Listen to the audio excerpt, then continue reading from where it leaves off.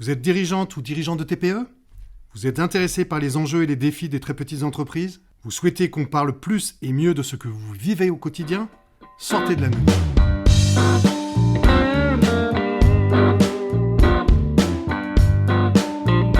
Le podcast d'aujourd'hui est consacré à la santé des dirigeants et des dirigeantes d'entreprise. Vous écoutez les podcasts Ma vie de patron, la chaîne des dirigeants de petites entreprises. En effet, les dirigeants d'entreprise, est-ce qu'ils tombent malades ? Ou est-ce qu'ils s'autorisent à tomber malades ? Alors de manière générale, on constate quand même que les dirigeants d'entreprise, de TPE en particulier, ne s'autorisent pas à tomber malades. C'est vraiment un phénomène assez classique et en particulier, c'est particulièrement vrai pour les dirigeantes d'entreprise qui elles, ne font pas attention à leur santé. Et tout récemment, j'ai lu un article dans un quotidien régional fait par mes collègues du réseau Entrepreneurs Féminins qui parle de ce problème des femmes qui ne font pas attention à leur santé. Alors comment en plus elles ont d'autres charges au niveau santé à prendre en charge, c'est problématique parce que du coup les dirigeantes et les dirigeants d'entreprise sont souvent des personnes clés de l'entreprise. Donc il faut pouvoir prendre soin de sa santé. Il faut en plus distinguer santé mentale et santé physique. Même si la santé physique peut dépendre de la santé mentale. On peut avoir des effets psychosomatiques ou somatisés. En tout cas des problèmes au niveau mental. C'est vrai qu'on est dans un système, et loin de jeter l'opprobre sur les salariés. Les salariés, il va avoir tendance à s'arrêter systématiquement s'il y a un problème de santé, parce que puisqu'il va voir son médecin, il a un arrêt de travail, etc. Bon. Et dans bien des cas, c'est nécessaire. Il reste quelques abus en fonction des personnes, mais en tout cas, on a un système qui est assez bien fait en France. Pour ce système de santé-là, même si, par exemple, les arrêts de travail font suite à un problème qui a eu lieu hors des temps de travail. Voilà. Donc on a une prise en charge, on a un soin qui voilà. Ce qui pose problème souvent, c'est la multiplication des arrêts, qui, pour certains salariés, il y a pas mal de mes collègues, nous ici on a été confrontés de temps en temps à ce genre de problème, c'est la prise systématique d'arrêt maladie, pas forcément pour des problèmes de maladie, en tout cas physique, proprement dire, mais alors, il peut y avoir une fatigue mentale, ce qui peut se comprendre, et ce qui peut s'interroger, mais à ce moment-là, si c'est à répétition, le dirigeant doit s'interroger pour savoir pourquoi le salarié a cette fatigue mentale et puis il a des arrêts à répétition. Ça m'arrive souvent de recevoir des chefs d'entreprise, des clients chefs d'entreprise qui me disent « Bah oui, mais un tel, il s'arrête souvent et j'ai des arrêts à répétition. » Mais oui, mais peut-être qu'il faut qu'il s'interroge ou qu'on s'interroge sur pourquoi il s'arrête à répétition. Parce que si le salarié n'est pas bien dans son entreprise, c'est pas forcément intentionnel, c'est que simplement, ça se passe... ça se passe pas bien au sein de l'entreprise. Bon, il arrive quand même que quelques personnes abusent de ces arrêts maladie pour n'importe quel petits soucis. Alors aussi bien dans le secteur privé que dans le secteur public. Alors, j'en discutais ce midi avec une collègue d'une autre entreprise ici, ou dans le secteur public. Le problème, c'est que les arrêts maladie sont souvent tus. C'est-à-dire qu'il y a des gens qui s'arrêtent longtemps pour des motifs, des fois... a priori, pas très justifié.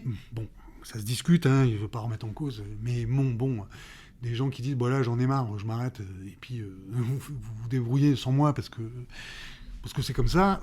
Quand il y a des absences alors dans le secteur hospitalier en particulier, quand il y a des absences de 1 ou 2 mois, vous imaginez déjà qu'il y a des secteurs qui sont en tension, ça pose des soucis quand même. Voilà. Donc il y a des secteurs où on n'ose pas dire qu'il y a des soucis avec ces arrêts maladie. Encore une fois, il faut se poser les bonnes questions. Soit le salarié est de mauvaise foi et puis il n'a pas envie de travailler et puis ça arrive, voilà. Et à ce moment-là, il faut peut-être qu'il quitte l'entreprise parce qu'il n'est pas adapté à l'entreprise. soit il y a un problème dans l'entreprise, et ce qui fait que le salarié, il n'a pas envie de venir dans l'entreprise travailler parce que le climat est trop lourd, ou parce qu'il y a des collègues de l'entreprise qui font en sorte qu'ils se sentent pas bien. Ça peut arriver aussi. Les relations intra-entreprises peuvent faire... C'est un peu comme dans une cour de récréation. Hein, c'est le harcèlement scolaire, c'est un peu la même chose, mais dans le milieu du travail, s'il y a des collègues qui sont pas bienveillants avec certains autres collègues, ça peut induire des arrêts maladie. Le souci, et là, je ne suis pas en train de parler des arrêts maladie sur des salariés, mais bien des arrêts maladie ou de la santé physique et mentale des dirigeants d'entreprise, c'est que, en tout cas, quand il y a des arrêts maladie à répétition ou des arrêts maladie des salariés, c'est souvent le dirigeant qui compense, parce que ça génère un autre... Alors, les dirigeants de très petites entreprises en particulier, dans des entreprises plus importantes, c'est d'autres salariés qui vont compenser finalement, hein, parce que c'est des équipes, donc c'est pas le dirigeant qui va compenser. Dans les petites entreprises, la dirigeante ou le dirigeant, il va compenser parce que le salarié est pas là, donc il va faire son boulot, quel que soit le type de travail. Alors après, ça dépend de la spécialité, la spécialisation, etc.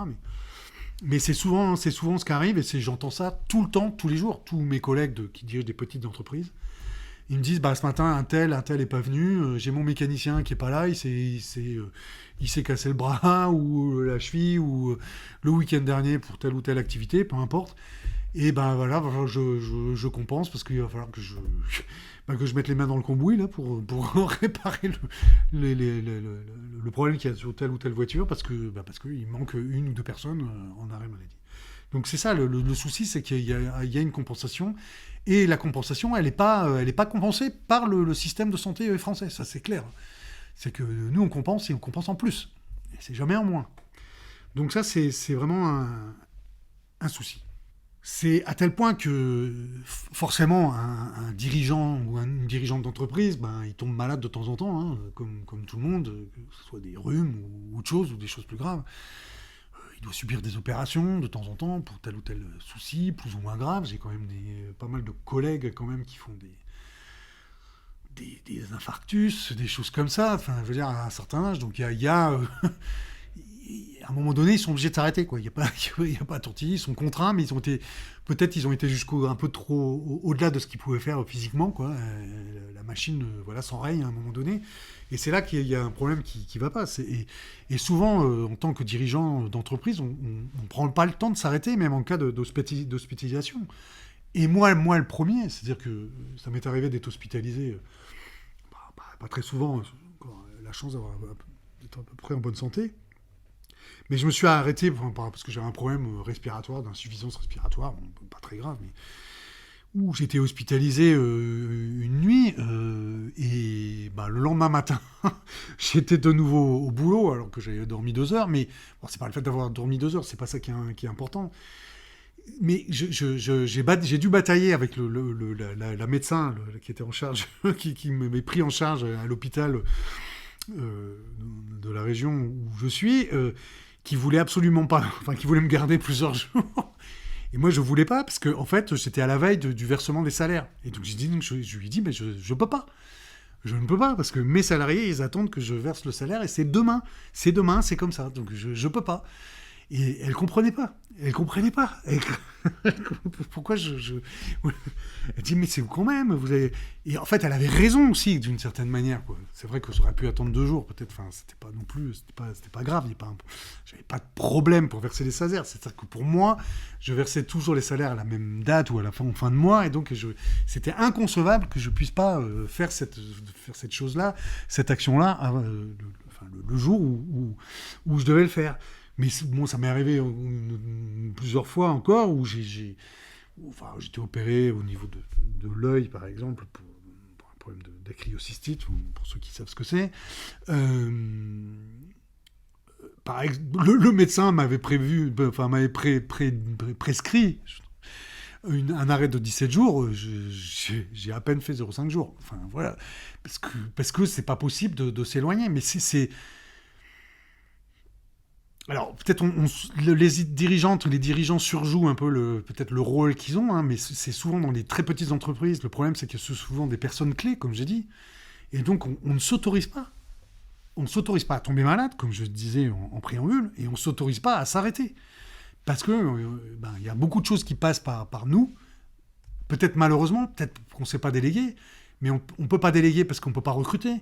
On ne peut pas recruter parce qu'on est d'une petite taille. Enfin voilà, c'est un peu quelque chose qui se mord la queue, parce que l'entreprise n'a pas les capacités de pouvoir embaucher des gens qui vont faire la gestion, qui vont faire ce que je mentionnais, par exemple, avoir des actions comme ça pour décharger le chef d'entreprise. Après, bon, il faut prendre les dispositions pour pouvoir le faire, mais c'est pas toujours possible de le faire. Et puis on a une responsabilité dans plein d'aspects de la vie de l'entreprise. On a une responsabilité fiscale, pénale, enfin voilà, c'est... Et donc on ne peut pas se dédire de ça, donc on ne s'autorise pas à tomber malade, quoi. Je maintiens que malheureusement, et on ne s'autorise pas à tomber malade parce qu'il n'y a pas de disposition, en tout cas en France, mais je pense que dans les autres pays c'est pareil, il n'y a pas de disposition pour pouvoir...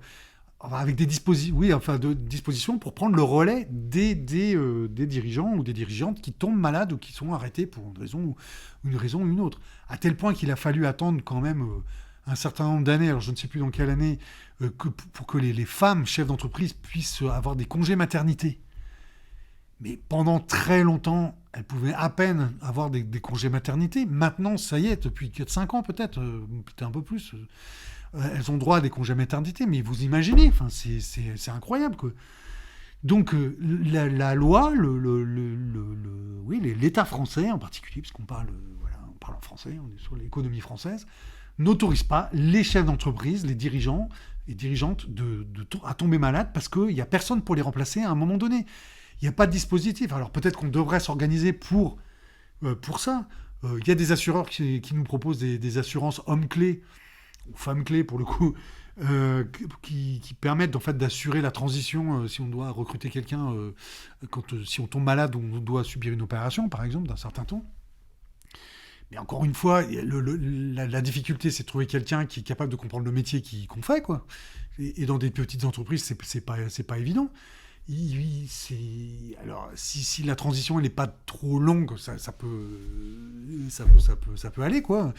Mais c'est sur des métiers un peu spécifiques, un peu techniques, des choses comme ça. Donc il n'y a pas de disposition pour faire ça. Il faudrait qu'on ait une sorte de pool de remplaçants, finalement, une sorte pour pouvoir s'arrêter de temps en temps, ne serait-ce que même partir en vacances, hein. Des fois... je pense que c'est pas... Et c'est important pour la santé mentale de partir en vacances. Combien de chefs d'entreprise s'interdisent de partir en vacances? Au début, en tout cas. Parce qu'ils se disent, non, j'y ai pas droit, parce que l'entreprise gagne pas suffisamment d'argent, puis il faut que je paye mes salariés, donc je continue, enfin, etc. Mais bon, c'est important de se reposer à un moment donné, quoi, parce qu'il faut s'aérer l'esprit, il faut recharger les batteries, il faut repartir, etc. Et pour la maladie, c'est pareil, on ne s'autorise pas à tomber malade, y compris. Alors, et c'est quand même assez marrant. Hein. Je pense qu'il faudrait que j'en discute avec des médecins, mais je pense qu'on est moins susceptible de choper des petites affections comme des rhumes, des petites choses comme ça, quoi, des grippes, je sais pas, parce qu'on est plus blindé, plus parce qu'on est plus... on passe à côté, je ne sais pas, on passe entre les gouttes. Par contre, quand on tombe malade, on tombe vraiment malade, quoi. Là, ça fait mal, quoi. Là, on va être arrêté plusieurs jours parce qu'on n'a pas le choix, parce qu'on peut... Voilà, les problèmes de dos, par exemple. Je suis assez sujet à ce genre de choses, où on a le dos bloqué complètement pendant plusieurs jours. On vient quand même. Alors, on dirait, le dos, on nous conseille de marcher quand même, donc ça va, mais mais normalement, on devrait se... Voilà... Et les problèmes de dos, c'est souvent qu'on en a plein les épaules, hein, comme on dit. Hein. C'est pas juste parce qu'on s'est penché un peu violemment pour ramasser un truc par terre. Ça arrive à un moment où la charge, elle est trop... On a fait des podcasts sur la charge mentale, c'est super important. Donc malheureusement, on ne se préserve pas, de tout ça, alors que c'est fondamental, parce on fait fi de ça. Et un jour, le corps va pouvoir lâcher, parce que plus on vieillit, hein, et plus les fonctions physiologiques, les organes sont fragilisés, hein, forcément. Et donc il y a un risque. Je parlais d'infarctus pour certains, hein, j'en connais, hein, et pas des gens si vieux que ça. des infarctus, des AVC, enfin, des maladies de gens qui sont sursollicités, quoi. Donc, l'hypertension, c'est quand même, par exemple, une affection qui touche quand même pas mal de dirigeants d'entreprise et qui arrive quand même à un âge certain, quoi. Après 50 ans, voilà, on est souvent... on a souvent cette affection-là d'hypertension et faut faire gaffe, parce que le risque d'AVC avec l'hypertension, il est là. On a beau se dire, non, je m'en fous, ça va pas arriver, je suis actif, puis non, c'est voilà. Et là, on n'écoute pas nos conjoints qui nous disent tu dois faire attention à toi, repose-toi. C'est terrible, hein. Et je suis pas le seul, parce que j'en discute encore une fois avec mes collègues chefs d'entreprise et hommes ou femmes, parce que j'avais une collègue sur Quimper l'autre jour avec qui je discutais de ça et problème d'hypertension, mais on fait pas gaffe, quoi. On fait un peu gaffe, mais pas. On va voir si ça passe ou ça casse, quoi. Ouais, mais le jour où ça casse, en tout cas pour des entreprises où il y a des salariés, le jour où ça casse, l'entreprise, elle meurt, hein. C'est, voilà. Il n'y a pas d'autre... Et ça arrive. Moi, j'ai vu des entreprises à reprendre où le chef d'entreprise a été décédé.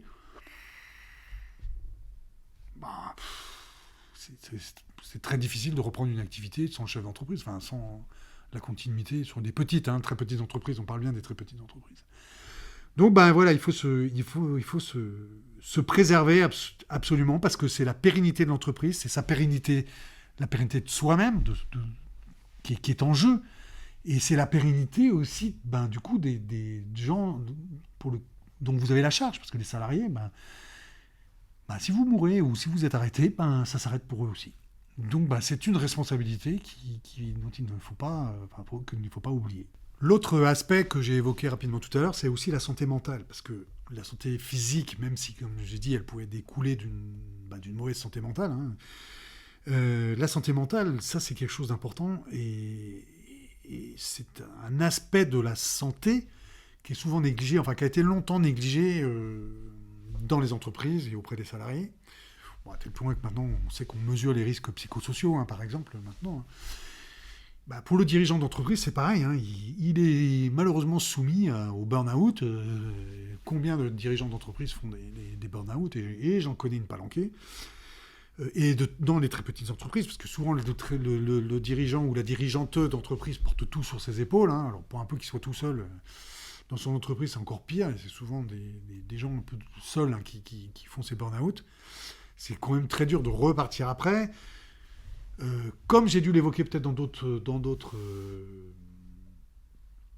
podcasts, on peut être victime de harcèlement, on peut être victime aussi d'un certain nombre de choses au sein de l'entreprise. Donc alors de harcèlement soit des salariés, mais des clients aussi, parce que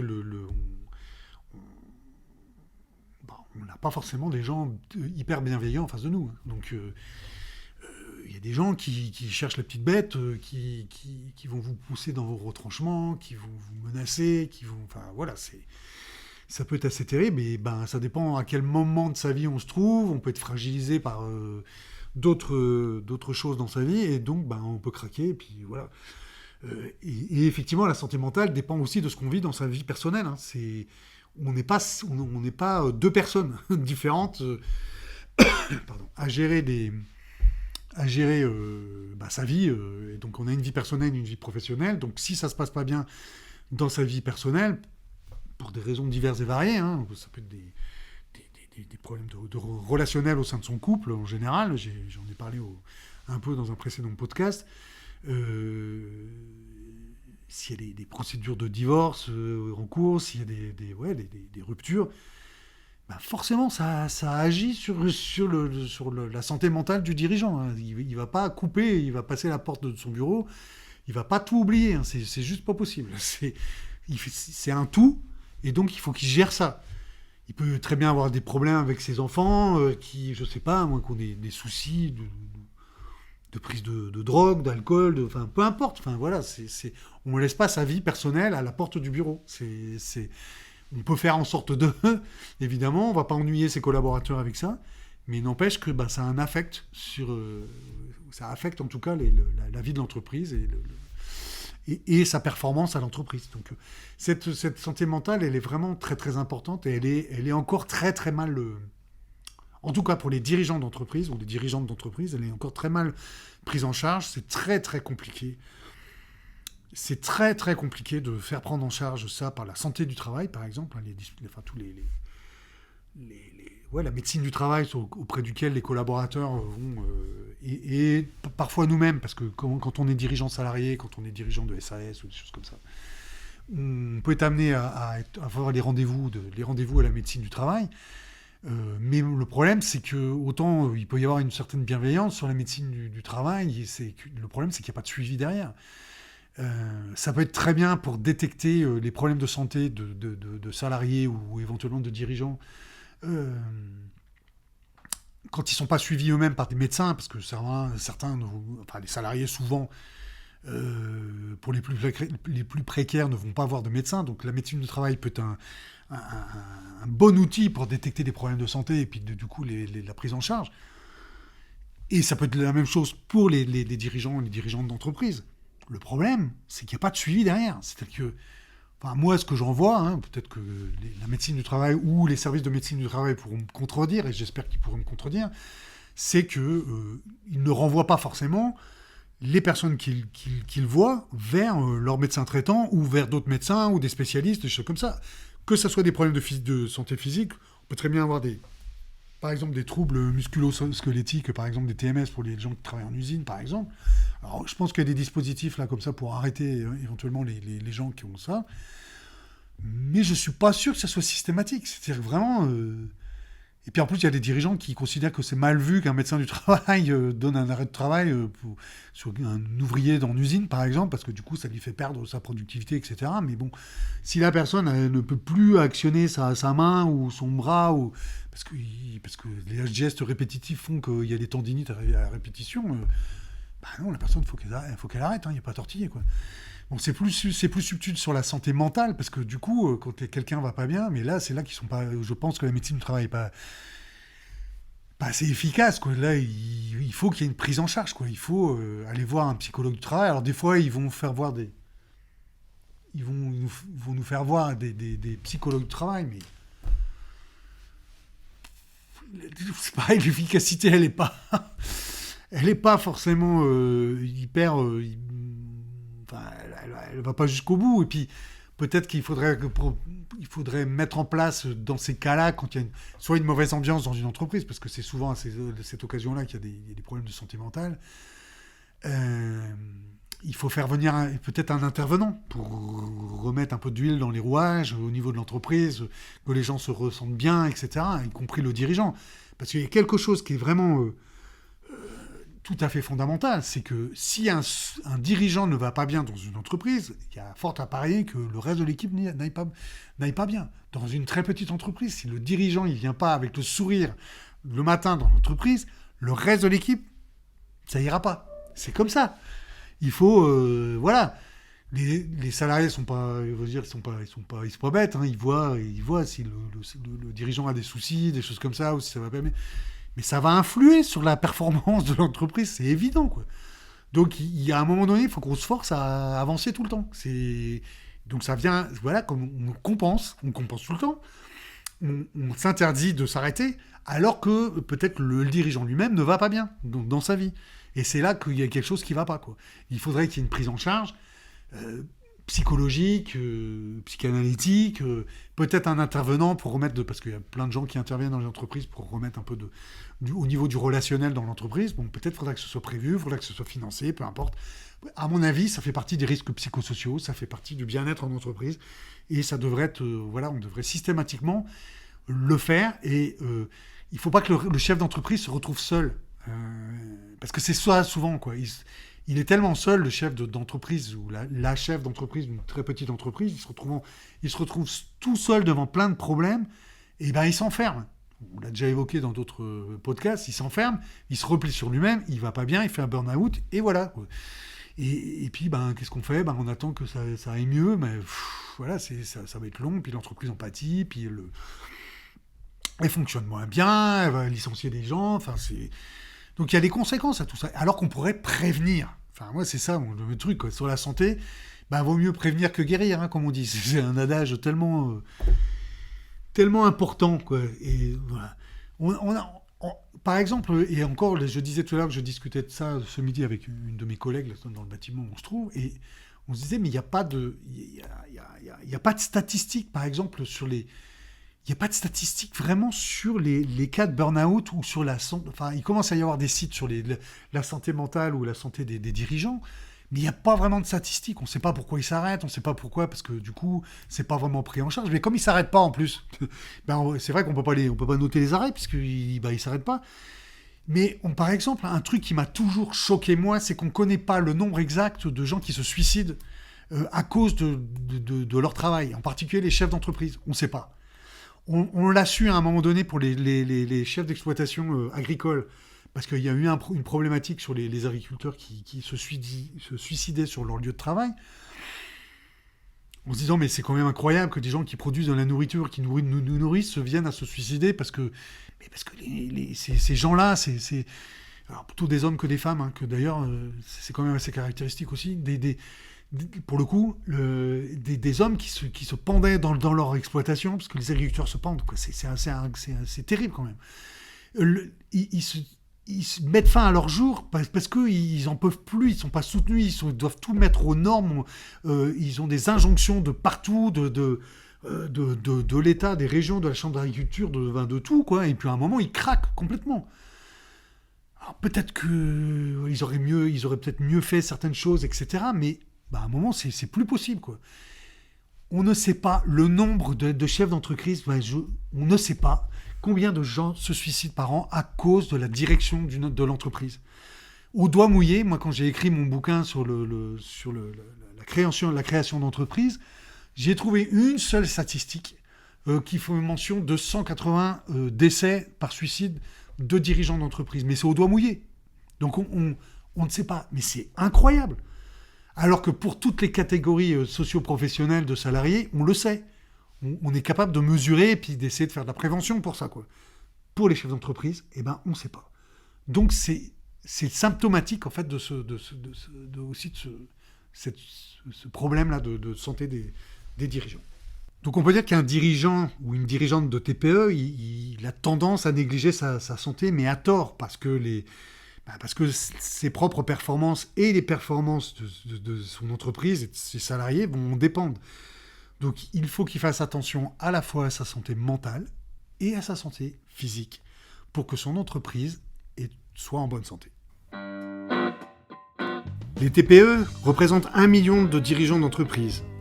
Il était temps qu'on parle de ces femmes et de ces hommes qui produisent une partie non négligeable des richesses de ce pays. Je vous dis donc à bientôt pour d'autres podcasts sur les TPE.